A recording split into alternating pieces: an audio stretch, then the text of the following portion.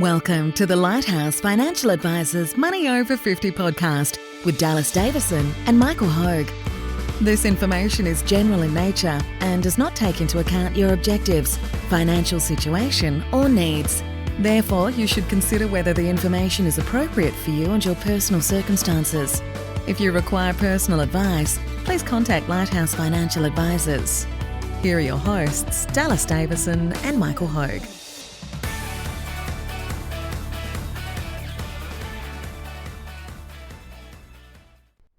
Welcome to Money Over 50. Dallas, today we're talking about decisions that matter don't matter or decisions that matter. Both of those we'll be talking about today because what we often find is that people don't understand the magnitude of their decisions. So decisions to go to part-time work or to retire early or to work extra or to buy a second holiday buy a holiday home. They actually don't understand the financial planning is all about trade-offs. So money just doesn't appear out of thin air. And oftentimes people don't understand the ramifications of their decisions. I think we're really good at to give ourselves a pat on the back. I think we're really good at explaining that to people. If you want this, the trade-off is this. So today we were going to talk about some of those stories and also give you some real life examples to talk about decisions that don't matter so much. That's I think the other main thing there is that obviously I think most people know that the decisions that they make will impact their financial future, and if they don't understand that concept, I don't want them as a client basically. But I think what happens is we tend to, especially in that last 10 years of your working life, people we spent 30 years not worrying about it that much, and now all of a sudden it's easy to just get stressed out and worried about every little thing. So what we actually want to do here is do both sides of the equation of what are the things that really make a big difference that people might not realise, the magnitude of the impact of those decisions. And then also, what are the things that we see people tend to stress themselves out about these things, and we have to kind of go, hey, that doesn't actually matter. That doesn't make a big impact. So it's the same old story. Money's a finite resource, and your mental energy or your attention is a finite resource as well. And so if you're spending all of your time and energy worrying about these things that don't really matter, you just don't have the capacity to worry about to get the big things right. And so that's a big part of it for us is getting those trade-off decisions right. But first and foremost, we want to be spending our time and those discussions. The trade-off discussions need to be about the issues that really matter, not the things that aren't going to move the needle either way. Yeah, look, it's a good point because time is a finite resource as well. So it's not that every decision doesn't matter. It's just some of them, the weighting of that particular decision is just has such a small bearing that it's not actually worth the time equation. So it's not actually worth giving the time up to actually look at that. So I guess if we start on that side of the equation, what are the things? So some of the things that don't really matter that people tend to stress out about or worry about.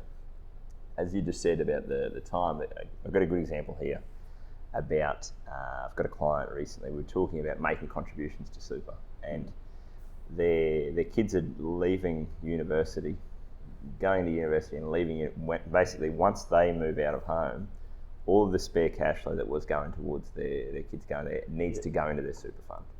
And so it's about $20,000-$30,000 a year that we're talking about there. And what we got talking about was, they sort of said, oh, well, maybe we should put, they're going to put $100 a week into super for now. And they said, oh, well, in 6 months' time, this expense will drop slightly, so we can put $120 a week into super instead of $100. And I basically said, there's just no point talking about that. That is such a small amount that it doesn't actually matter.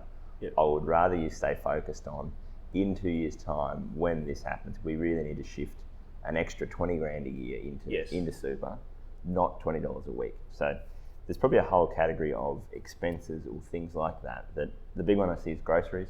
If I had $1 for every minute that I was listening to couples arguing about whether we spend $320 a week on groceries or $300, and now I just interrupt and say, look, that doesn't matter. It just isn't. It isn't that important. It is what it is. In a certain, there's expenses that are what they are, like rates, for example, and if you're sitting there doing your budget and going, is rates $3,400 a year or $3,200? It's going to be what it's going to be. Groceries, to an extent, is similar because really, I mean, it's one of the most important things that you can do is actually eat well, keep your health good. Yeah. And groceries, it is what it is. Like basically, obviously, you don't want to go over in every single expense category. But what you do is you say, okay, whatever we're happy spending, let's not agonise over that. Let's make sure that we're eating properly. And then we'll just adjust the other discretion. There's so many other discretionary things that people can adjust to bring the budget into check. So, and that ties into the second point that I had here, which is. And you made this point earlier when we were talking about this, about people agonise about specifically where the money goes, if that makes sense. So we've discussed this at length in one of our podcasts about should you have you've got these laid out here, episode 14, should you have a budget, where I actually argue against, I just think having a budget in some cases, whether you spend, and this is kind of what you're talking about, if you spend $5,000 a year on dining out, and $10,000 a year on travel, you're basically spending $15,000 on those expenses. That's right. Now, it actually doesn't matter from a financial planning perspective whether they're the other way around, whether you spend $10,000 a year on dining out and $5,000 on travel. No. It doesn't matter. The money's gone. Yeah. You want to spend that on what you most enjoy and what you're going to get the most fulfillment out of. But it doesn't actually matter whether that expense is $5,000 a year or $6,000 a year, as long as those expenses are all fighting it out amongst themselves. Yeah, so collectively, as long as you don't spend more than the agreed upon $15,000, if that's $15,000, it doesn't matter if you don't travel at all and spend all that on dining out. Doesn't matter if you spend nothing on dining out and spend that all on travel in this situation. So it's, look, I get that a lot as well because, same example, allocate $100 for dining out, $200 a fortnight, for entertainment, $100 for clothing, for example, and $100 for miscellaneous. So all of that adds up to $500. So every fortnight, I get some clients that agonise over if they've gone over in one category. And I say to them, look, it doesn't matter. All of those things are discretional things. So it doesn't matter if those expenses all fight it out and one's the winner for that fortnight and you spend $500 on clothing. Hey, you just don't go dining out and you don't go, entertaining and all that sort of stuff. So I think a really good example of this is people's tax refund. So obviously we've discussed recently about should you make personal contributions to super instead of salary sacrificing. If you do it that way, you're going to get a big tax refund. So for example, you might get a $10,000 tax refund. Now, if that $10,000 is meant to go be paid off your home loan, then that's just what you've got to do. But if you've already budgeted for the fact that that $10,000 it's going to get spent, we often have clients that's kind of their allocation for travel for the year. They might say, when I get that tax refund, that's going to fund my big trip at the end of the year. And then they might get their return done in August or September and say, well, we actually don't want to go on that big overseas trip now. We would rather get a new kitchen put in for $10,000. I don't know if that's possible, but probably not. But the point is, the $10,000, it actually doesn't matter whether it gets spent on a holiday or on a renovation around the house or upgrading a car or something like that. No. As long as that $10,000 is the only thing that's being spent, and as long as that's the agreed amount. That's the agreed amount. We haven't factored that in, tax return in this instance, and most of the instances that we have with people, we don't factor their tax return in. We actually see that as a bonus to do those things. So if it hasn't been factored in as using to put aside to go towards their retirement savings, it's fill your boot to an extent because you can do whatever you want with that. Look, another one that I have as a decision that doesn't matter is interest rates on your cash reserves or your term deposits. So, that's a good one. So let's just have a look at the difference here. So for every $10,000 that you keep in a bank account or a term deposit, for the entire year, for every 1% of interest that you gain, that's $100 for the year in interest that you've earned on every $10,000. So what I find is that people agonise over, ING's paying me 2% and such is only paying me 1.8%, and they agonise over the differential of 0.2%, which is $20. It's not that it doesn't matter, and if $20 was, of course, lying on the sidewalk, you'd bend over to pick it up. That's an interesting one as well. I don't want to get too, but what are the odds of you actually putting your back out when you bend over? There's actually been an economist that did a study about this. It was an American one, but if there's a penny on the ground, you shouldn't pick it up. You shouldn't pick it up. I would say even 50 cents. No, they did the numbers. It's a penny. It's a penny. It's a penny. Yeah. So look, it's something that people agonise over, and look, I've even met with people before who had theoretical savings because they had no savings. And they were worried about what they were going to do with. I said, well, we need to get a savings plan. We actually need to build up $10,000 in your bank account, which they hadn't ever done before. And they started saying, what interest rate would we be getting? Hang on a second. Let's just worry about getting the $10,000 in there first. So that's a really good example of where, and it probably ties in neatly into things that do matter, is that if you've got a theoretical surplus, which we were still, it's a great racehorse name, but if you think that you should have a spare $10,000 a year, you've only got so much. The main thing that you should be worried about is, where's my 10 grand? Yes. You get to the end of the year and go, well, I don't have the 10 grand. Are my expenses more than what I thought? Is my income less than what I thought? That's really what you should be worried about. Whereas, the return that you get on that $10,000 a year. Absolutely. I say to people, it matters more that you are on the right side of that equation with the $10,000. So you have 10,000 genuine savings. Keep that under your mattress. It doesn't really matter. Like if it becomes a good problem to have way down the track where you've built up 5 years worth of that. And you actually have $50,000 there. You can start to look at interest rates then, or if you have too much in cash and you should have that money working for you a little bit harder. So these are decisions, and again, it's not that they don't make some difference. It's just that the difference is so small, and there's so many bigger decisions to worry about that it's almost worth zero time allocating to some of these things. So I've got a final one that's just on a very borderline of things that don't matter, and so I wouldn't say this doesn't matter, but I would say that people spend a lot more energy worrying about. So if someone's on $120,000 a year as their salary, people, I find, will really stress about. I'm working with someone who's on $130,000 a year. Now, that obviously matters, and if someone wants to pay you an extra 10 grand a year, then you take that. But particularly on a higher income, what I find is that tends to stress people out more than the other things that they could be worrying about. So you're right. On that extra $10,000 a year, if you're on that salary, you're going to be paying tax at 39%. So on your extra $10,000, you only get to keep $6,100 of that anyway.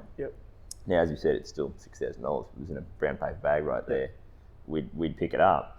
But what I think people tend to do, that where I say they stress too much, is that they might really enjoy their current role and be happy to do that for the next 10 years. And they'll go and take another role that's $10,000 a year higher gross income that they're not going to enjoy. They're going to hate their boss. They're not doing the work that they really enjoy doing, all for the sake of that extra. And it's really only $120 extra a week per pay. And you could arguably, if you're in a role that you don't enjoy, you could arguably drink that quite easily because to numb the pain. So, and so I think that's a good one, because there is that top line anxiety. This person earns X, I only earn X, and further to that as well, it's not what you actually earn; it's what you do with the money. That's right. Yeah. I've seen plenty of people with a top line of $250,000, and then they've got nothing to show for it. And then I've seen other people with a top line of $60,000, and they're saving $20,000, $25,000 of that every year. There just really is no correlation between consistent correlation that I've seen of people on the bigger salaries doing better things with it. That's right. In fact, it's probably the opposite. Yeah. It's probably the opposite. So that's I guess the point of, obviously, if you're doing a thing and you're happy working away and that's great, and someone comes in and wants to offer you an extra 10 grand a year, I mean, you probably should take that. Yes. But it's not necessarily, that's not going to be for most people the thing that gets them across the line. Yeah. Particularly if there's a trade-off that needs to be made, and that's what we'll talk about now. If that trade-off is, well, I'll do this job that's on a higher gross income, but I actually hate that job, and so I won't want to do it for long at all. So, look, I've thought of one final decision that doesn't matter. This reminds me of the cinnamon babka out of Seinfeld. Yeah. So, one of the early Seinfeld episodes called The Dinner Party. Yeah. Jerry and Elaine and George were invited to a dinner party, and they were stopping off at a bakery to buy a dessert. They had to bring the dessert, so they had their eyes set on this beautiful chocolate babka, which I don't even know what it is really, but some sort of cake. Yeah. And just as they went to purchase it, the lady who had actually pushed in, which built into part of the episode, she bought the chocolate babka, so there was no chocolate babka left. They had to take the cinnamon. There was only a cinnamon babka left, and they agonised over whether cinnamon was a lesser babka, and so all of these little decisions sort of remind me of that. They ended up buying the cinnamon babka and taking it to the dinner party. It was a pretty big hit. You've drawn a long bow here. You just really wanted to talk about Seinfeld, didn't you? Well, it was my New Year's resolution to bring more Seinfeld-isms into the podcast. Yeah. So but I think I guess there's a lot of these. The other one is that, again, to use a similar analogy of, if you go to a wedding and you'll talk to, often if you've got someone who's really a bride who's been really stressed out about the planning of that, and you go to a wedding and it's a really fun night and everyone's having a great time and everyone's really happy to be there, and you might talk to the bride and this is great, the venue looks fantastic. I can't believe it. The blue is the wrong shade. They got it. Everything's ruined. Yes, it's true. And you go, no one cares. No one notices. Your family's all here. Everyone's here together having a good time. The things that, when you're so close to and I think this is a part of the role that we play with people, is that when you're so close to things, you can stress out about, well, this ING account pays this percentage and this doesn't matter, and my wife goes to the shop and she buys the name brand groceries and not the black and gold, and it's sometimes someone outside of that going, hey guys, you're either on track or you're not on track. This isn't going to make a difference. Stop torturing yourself. Yeah, that's right. So it's almost about getting permission to go. It's permission to not worry about that. Yeah, that's a good point. Yeah. So decisions that do matter. Yeah. Give us some examples, Del, or give us one example. Okay, first one that I've got here, which people don't think about, is downsizing a house. Yeah. So a lot of the time people come to see us at 55, the kids have just left home, and they'll often go, we've got a family home that's worth $500,000 or $450,000 or whatever, and we've got a debt of $200,000 against it. And then when you say, well, do you plan to stay in that house forever? And they go, no, it's probably a bit big. We might look to downsize when we retire. Now, if you actually said, okay, well, why don't you just downsize now, sell that house, again, using those rough numbers, if you could sell it for $500 and buy a replacement smaller house for $300,000, this is all Townsville property prices, obviously, for anyone listening outside there.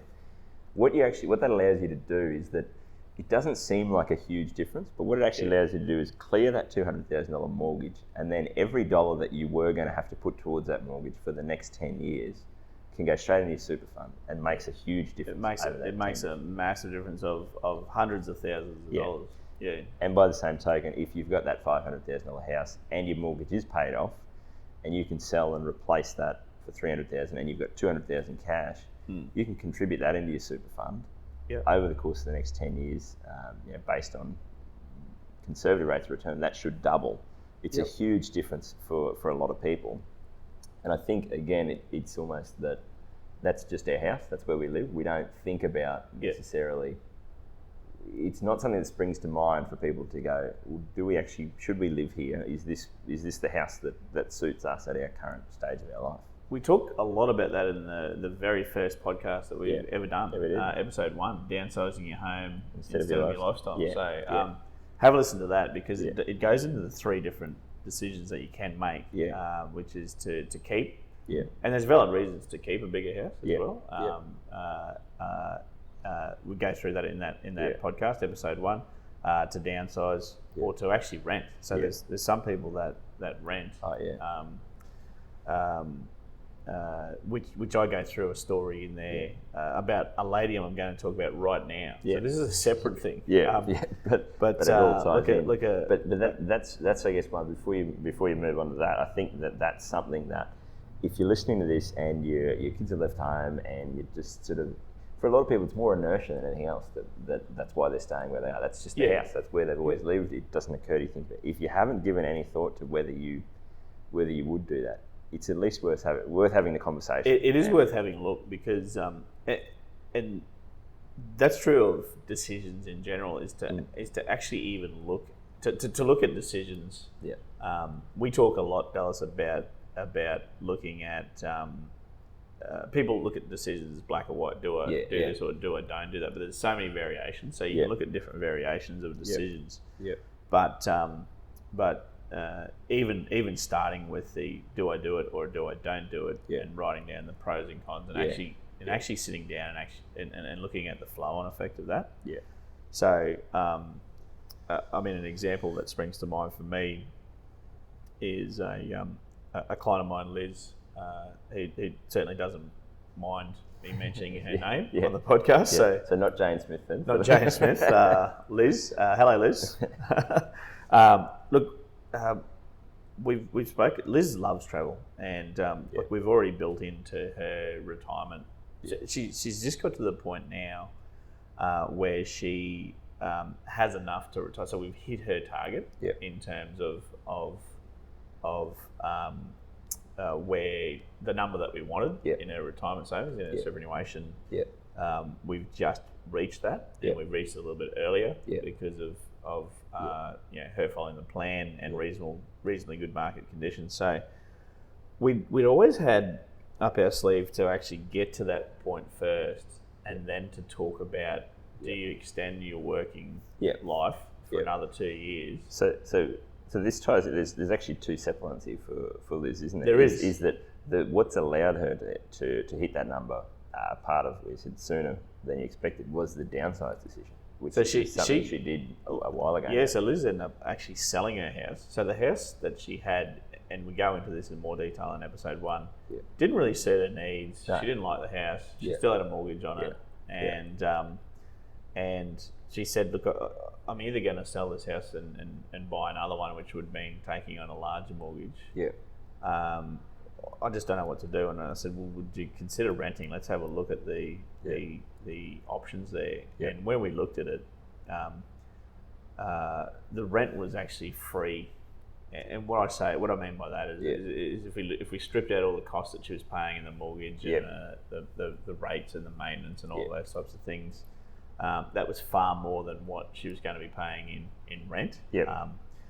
And she could sell, and she'd come away with a significant amount of equity from the fact that she sold for way more than what the loan was. So not only did she so in that case, not only did she pay out that mortgage and not have to come up with that cash flow every year, but she also had a lump sum that she could put towards the That's right. And bearing in mind, this was a decision that took place over 3 years. We didn't rush into that decision. We would never rush into that decision. A recurring theme that kept coming back from Liz to me was how much she loved travel and how much travel she wanted to do.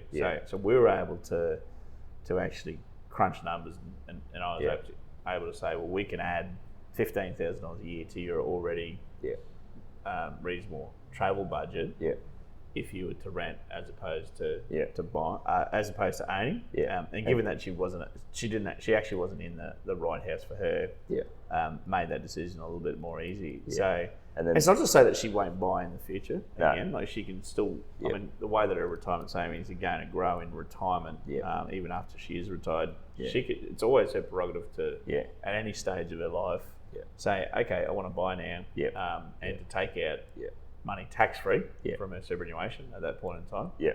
and pay cash for a house or Yeah. a unit or whatever it is. So Yeah. that was one part of it.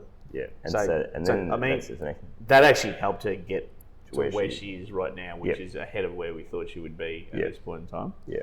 The second decision that we just tabled this in the past, and it was when we do get to that Yeah. figure that Yeah. we want to be. Yeah. There's an option to actually work another 2 years. Yeah. In And retirement. 2 years is just a made up figure that it seems to be about Would- what it's easy for most people, and that's where it 2 doesn't years- seem like much. 2 Doesn't years seem like, well, is reasonably easy because it's get through this year. yeah, And then then next get year. one more. Yeah. So Yeah. I mean, we all comment Yeah. every year about how Quickly. quickly Christmas Yeah. came around, Yeah. and Liz works as a librarian in the school system. So Yeah. it's not even a year. Yeah. I feel I can say this when I'm Your wife's the no. teacher. My wife's a teacher. What No, teachers? I can't wait are- for the so- howl of so the teachers teachers- going, you think it's No, easy? no, I don't. But all you have to do, it's like running hill sprints. Yes, So yeah. when you run hill sprints, Yeah, it's you not don't think far. I've got 10 of these hill sprints. Yeah, you no, go, just I'm gotta going get to do to this the next one. Yeah. So with teachers, it's Yeah. all term time. That's true. We've got 10 weeks to go. That's the same. And You know, we've got 9 when weeks to go, you we've say got to weeks go, when you so- say to a teacher something about, it's week 6. You go, what's this week 6? Yeah, No one but- else in the world knows what and week your 6 mother is. and father were teachers, Yeah. so you know what I'm talking about. So Yeah. so it's really only concentrating on that next Yeah. And- term, the remaining term time. So So that's another good example of one that people don't realise how much that matters. So working for an extra 2 years. So you might want to retire at 62, and you might get to that point and go, hey, what impact will it make if we work for another 2 years? So the impact for Liz is that she'll be able to draw an extra $20,000 a year for travel every single year for at least the first 15 years of her retirement, if not 20 years or more. Yeah. So somewhere in that range. So basically, working an extra 2 years will add roughly $200,000 extra to her retirement savings. Yep. We're going to segregate that amount, and we're going to purposely run that down over time. Yeah. And the reason we can do that is the bigger pot of pool money. We want that to continue to grow into perpetuity because that's going to fund replace all of her income needs her income forever and a day. Yeah. With travel, it's a little bit different because you generally, most people generally 15 to 20 years of extensive travel. Yeah. They're starting to push up into the age where they may not travel much after that. So that extra $200,000 by working an extra 2 years, and you can spend that down. we're going to segregate that and actually purposely run that down over the first 15 to 20 years of their retirement by drawing an extra $20,000 a year to travel. So here's this example of decisions that do matter. So when I first tabled this with Liz to work an extra 2 years, she's like, oh no, I don't want to do that. And I said, well, why I mention it is because I know how much you love travel, and we'd already built a healthy travel budget. But within a matter of minutes, Liz was able to crunch the numbers and go, oh my God, extra 20. And I can only imagine that she was thinking of all the different things, all the different places that she could go every single year for that extra $20,000 a year. And it was a relatively easy decision to make to stay on, to work for an extra 2 years. And I think that's probably a good point, is that it's something that we, as well, I guess it's not something that you know 10 years out from retirement. It's more something that we're starting to see as our clients go, okay, I've got a retirement target of I want to retire at 60 or 62 or 65, whatever it is. As they're getting there, some people that's the end of the line. That's as far as they want to go, and they pull the pin. But for a lot of people, they're getting there going, well, I'm not. They're not necessarily hating their work. They don't really mind, and they're going, well, it's a good example of a conversation where when you make it concrete like that, and that's a big part of what we're talking about here, if you make it clear to people how much that matters and the impact that will make, you at least then you then know. If she might have gone, no, I don't want to work for another 2 years, and I'm happy with the travel budget I've already got. You go, fantastic. Yep. But if you would be doing her a disservice if you didn't have that conversation and make those numbers clear to say, this really does matter. This can make a big difference. This working for an extra 2 years. That's right. And why it makes such a difference. People listening would think, how does 2 years equate to $200,000? Yeah. Well, the inputs that you have working for you at that point in time. Yeah, number one, the superannuation balance that you have is the largest it's ever been. Yeah. So the money that makes is a phenomenal amount of money by that stage. Yeah. You also have employer contributions going in for another 2 years, so your employer making their contributions. Yeah. And you also have the ability, of course, to salary sacrifice because you're still earning a wage. You're not drawing from your superannuation. So the combination of those three things adds. No, it's different for everyone, but in Liz's case, certainly will add somewhere in the vicinity of about $200,000 to her retirement savings over the last. And that's a good point there, I guess, around.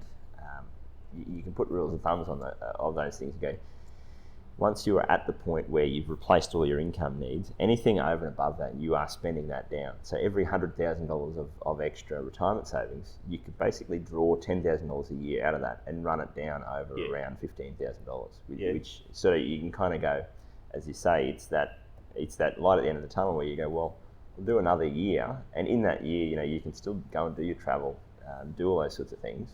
You're just working for another year, and that's another $10,000. And if I want to do another year, that's another $10,000. Yep. So it ties into a point that I'm sort of always surprised at the difference that this makes is comparing working part-time in your early years of retirement versus fully retiring. So the example I use here is that if you want to live on $80,000 a year, you probably need about $1.6 million to fully replace that income for the rest of your life. Now, for a lot of people, and this is kind of one that we've found through trial and error, is that a lot of people aren't quite where they need to be to be able to replace that. So and again, most people, they have that as a bit of a retirement target, but it's not necessarily that they don't ever want to do any work ever again. They just don't want to be working full time and having to get out of bed and go and do something they might not be enjoying anymore. Yep. So I did the numbers on if you've got a couple who are spending $80,000 a year and they were able to go and earn $40,000 combined, so that's it's only $20,000 each. It's not a huge amount of work that you have to do to earn that. If you were to do that for the first 5 years of your retirement, what it means is that you can basically get away with retiring for full-time work with $1.3 million instead of 1.6. So it's a $300,000 difference. And one that we're seeing for most people is that we historically look at retirement as you work full time and then you stop completely. And as we're seeing people get to that point, more and more people aren't wanting to completely retire at all. And so we can kind of back into that and go, well, you can probably cut back earlier than you think if you're willing to do that extra bit of part-time work for that first 5 years. And again, the whole point of that is that it's the compounding effect of, in those early years, instead of pulling $80,000 a year out of your retirement saving, you're only taking $40,000, you're earning the rest. It makes a huge difference. So that's a big one that I think that we don't take into account, or we don't really. And it comes back to, like you're saying, human beings, we tend to be very binary of, will I work or will I not? Will you not? Yeah. So what's lovely about that is that $20,000 each is tax-free. Because of the tax-free threshold of $18,200 plus the low-income tax offsets. So they're earning $40,000 combined from going to part-time work. You're then saying, okay, well, we'll draw $40,000 or whatever they need. It might be even less than that from their superannuation, which has been pushed into an account-based pension, tax-free.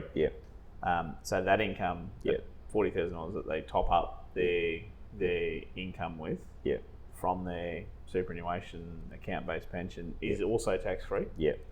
And that allows their retirement savings to continue to grow because they're taking effectively half of what they would normally take from that. So it's growing for them.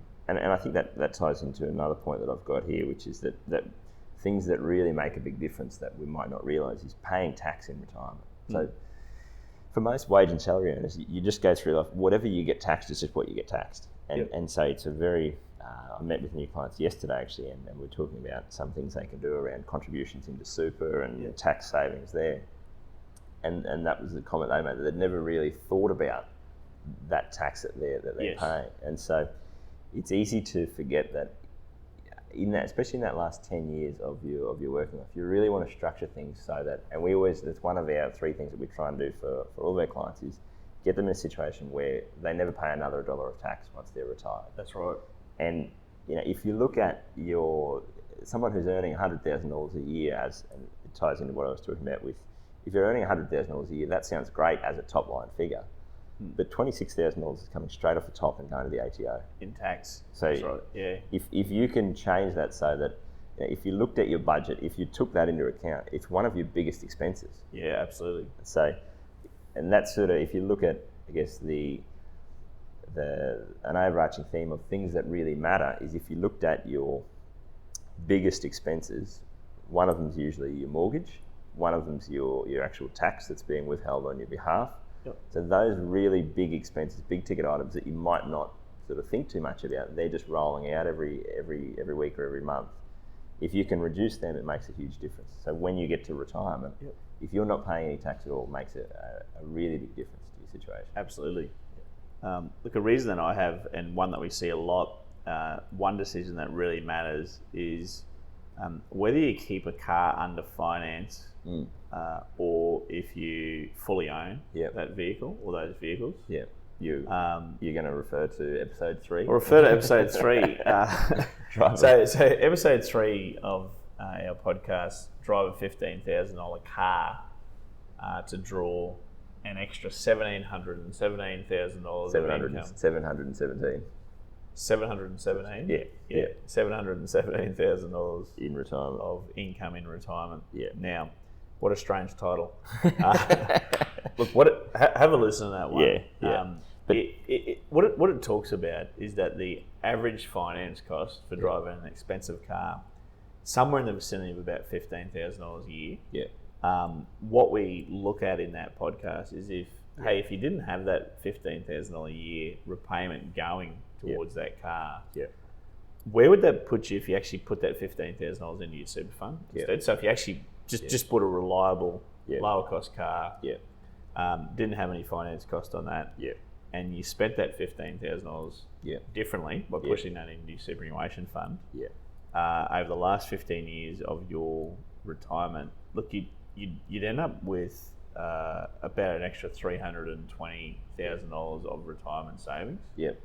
Now, the power of that though is that you can draw a total of $717,000. Again, if you're spending income, that down and the return you're getting on that money, in retirement. So people say to me, "Geez, I love the new car smell," and I say to them, "Would you love how much better of a retirement could you have with an extra $717,000 of total income that you've drawn? I mean, imagine the things that you could do in retirement. So is the new car smell worth it? So again, it's a decision for people. And some people have that conversation and go, I just love driving the new car. And that's fine.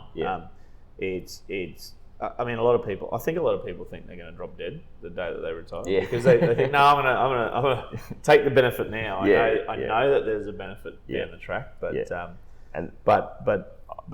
I mean, most people that I have that conversation with, especially if they're behind to where they need to be, they're looking for every single way they can breach that gap. So they're more than happy to sell the expensive car and to pay cash for a car and to put that $15,000 towards. And sometimes you've got couples doing that. So you've got $30,000. Yeah, that's right. So I think that ties into, again, a bit of an overarching theme of any sort of taking on any additional debt in that last sort of 10 years. It's just, again, it's hard to overstate how important it is to not do that.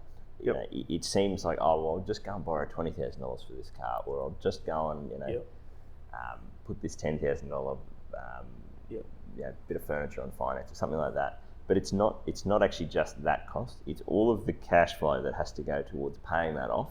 Yep. And then it's the opportunity cost of what could that cash flow have done over that 10 years instead. And especially when you've got the opportunity to be making those contributions to super, picking up tax savings, the compounding effect of that over time is that it's so easy to get caught up in just, but I want this now, so I'll just do that. It won't have a big impact. Yep. And it's one that doesn't seem like it should matter that much, but it really does. Yeah, look, another one that matters as well is we see quite often people have bought a rental property, for $400,000. The current state of the market is that they can only sell it for $360,000. Yeah. And look, a common thing that they say is, look, it was a mistake. We're just waiting until it gets back to $400,000 before we sell it. Yeah. And they're anchored, which is a Yeah. big bias, of course. Yeah.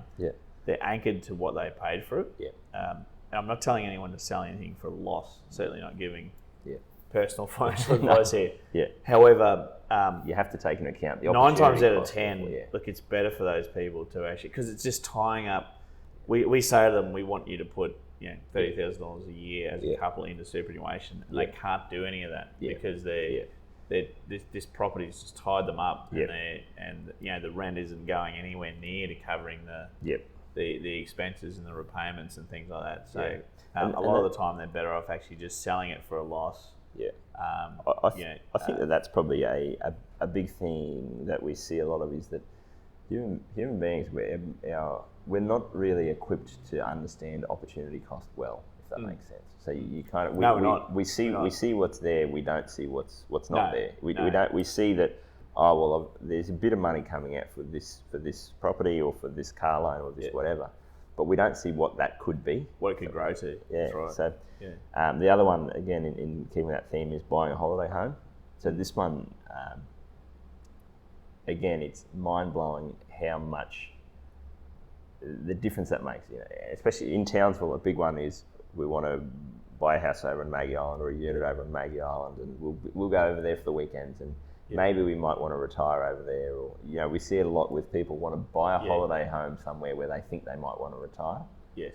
Just don't do it. It's absolutely amazing how much money that will cost you, not just in terms of cash outlays over the next 10 years, but where you could have been financially instead. Well, you had an example. I had an example of Give us a real life example of the trade-off that you have to do. So I have a couple that looked at this, and I ran the numbers very quickly, and basically the difference was, if they didn't buy the property, they could look to retire in 3 years' time. If they did buy the property, they'd have to work for 13 more years. Yeah. So it's literally 10 years of working life. So it's an extra 10 years of working to pay for that property. To pay for the property.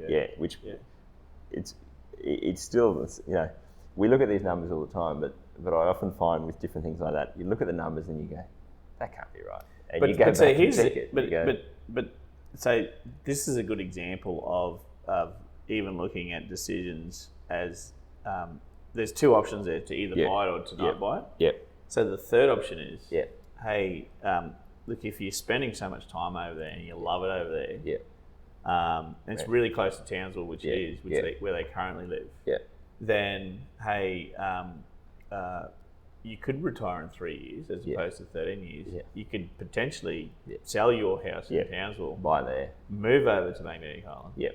If you love it so much, you don't. I mean, you don't have to be coming back and forth for work. It's easy to get back to Townsville when you need to get back to.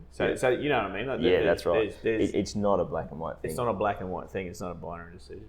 And I think I won't go into too much detail, because that's probably a whole podcast on its own about if you just allocated that money that you were going to put.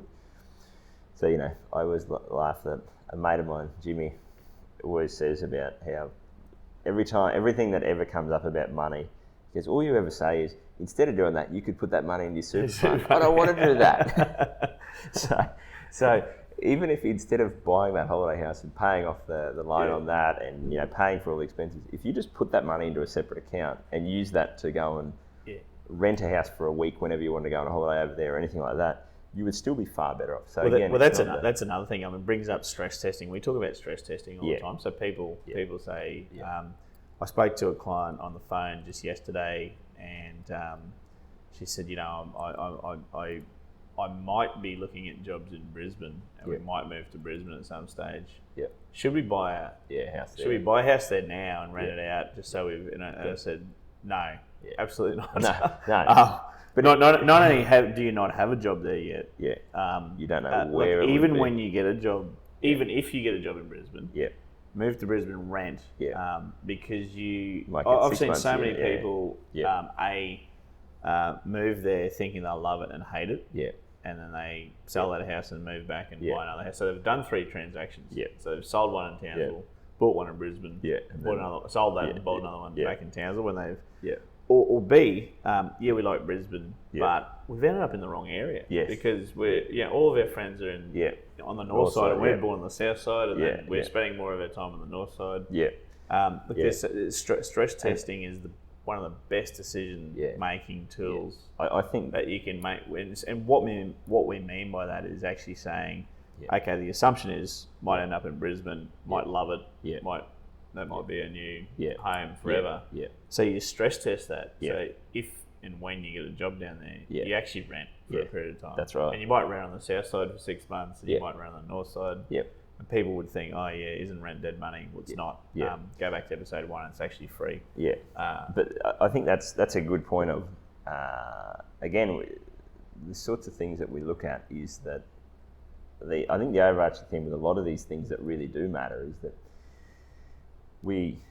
it's sort of the opposite of the opportunity cost thing, where we tend to look at actual cash going out, and in some cases it really hurts. So like the holiday house thing is a good example, where or if you have an older car and you have to pay a maintenance bill on that car, it really hurts to get a $1,000 bill from the mechanic and have to pay that. And, but somehow if it's a $300 a week loan repayment.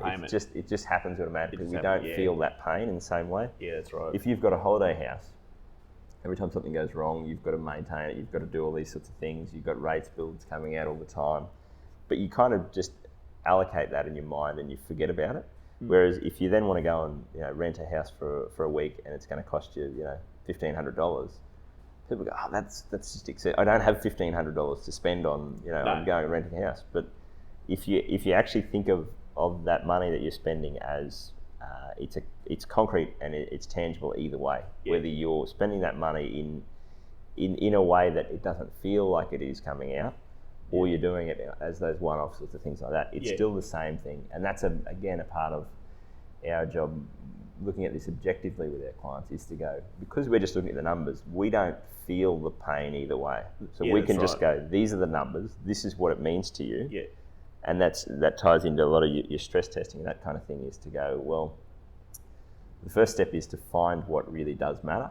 And then the second step is to go, okay, well, what are the financial ramifications of that decision that you want to make? And are you still willing to make that trade-off? Yeah. I have nothing more to add. You got something more? One more.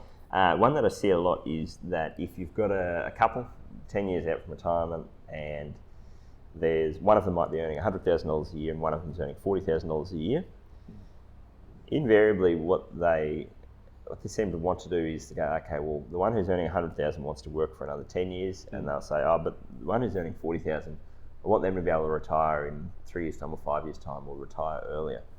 This ties a bit into that, the tax sort of component, is that it seems like it's again one where when you do the numbers on this, it makes a huge difference if that lower earning spouse continues to work the whole time. Yeah. So because on their $40,000, they're only paying a few $1,000s in tax. That's right. So they're bringing in a net amount to the household of over $35,000. Yeah. And so what tends to happen is, again, we look at the top line and go, well, that person's earning 100, I'm only earning 40.